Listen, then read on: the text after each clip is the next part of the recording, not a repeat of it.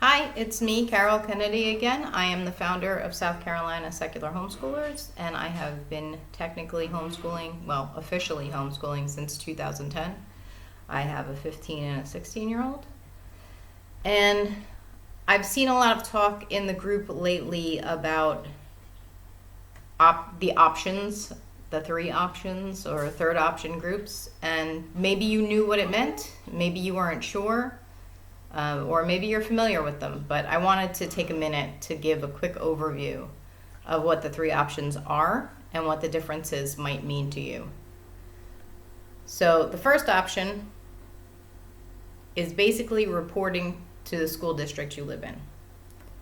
So with option one, you actually go to the school district and you apply, and they have the right to approve any curricula or method of instruction you choose. Your children are still obligated to take whatever standardized test your school district normally administers to the in-school students. You have to turn in periodic assessments as outlined by the state law. I'll link all of that below, but I'm not going to give you that information myself because I think it's better if you read it. Also, the district itself might have different requirements or further requirements than what the state law specifically says. If you don't meet the district's requirements or their testing criteria or their deadlines, the school board has the right to revoke your approval to homeschool. At that point, your child is enrolled in public school or you need to find an education alternative. However, you are also required to sign a statement that holds the district harmless for any educational deficiencies during home instruction, which means that you're still responsible as a homeschool parent for your child's education. I have never personally used this option, but I'm sure your local school will have information on how to apply and what paperwork they need from you if that's your choice. I have met only a few homeschool parents who have gone this route. It seems to be the most restrictive, but it works for some families, and I recommend seeking out a parent who's used this option to find out more. The second option, option 2, requires membership in the South Carolina Association of Independent Homeschools, or SCAHS, SCAHS.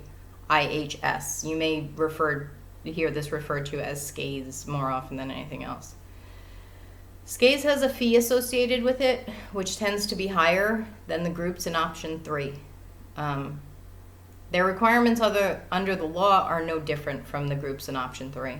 But just like those groups in option 3, they are allowed to make their own requirements for membership and compliance, as long as they include the ones in South Carolina state law. I have never, again, personally used SCAHS, so I don't feel comfortable representing their requirements here, but I'll drop a link to their website below as well. Option 3 is the most popular option in my social circles, and I think that's because of the flexibility and choices that are provided under that option. That doesn't mean I endorse that option for every family, but it does work for many of the people I know.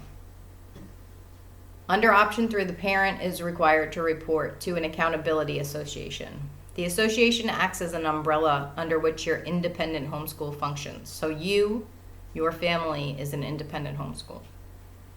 Usually you'll hear these accountability associations referred to as third option groups or option 3 groups.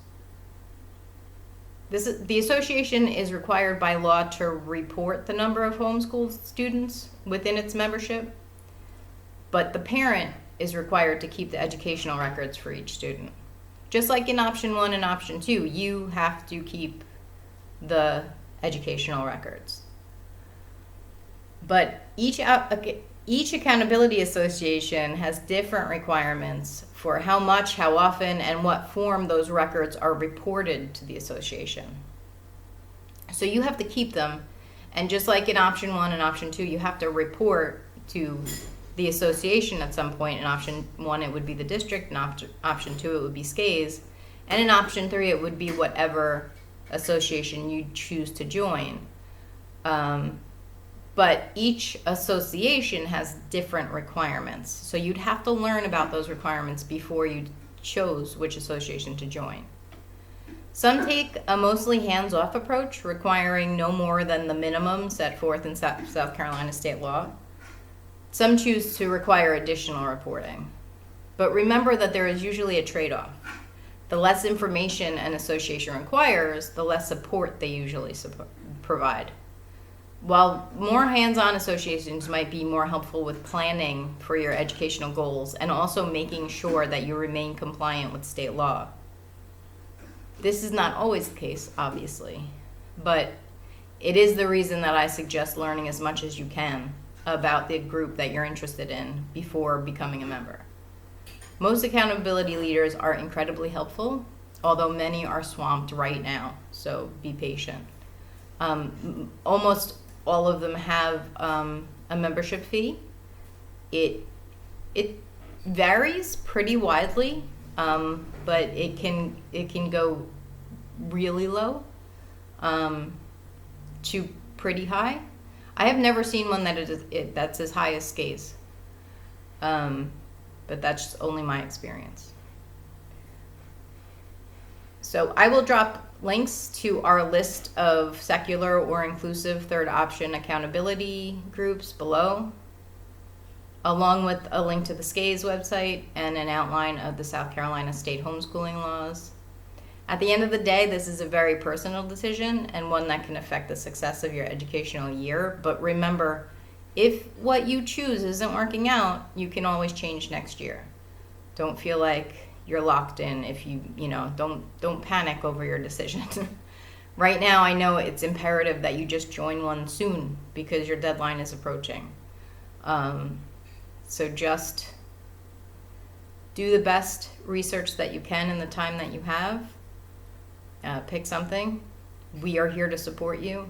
And as always, ask questions in the group. You can contact me directly if you need to. There will be more videos in this series about where to find curricula.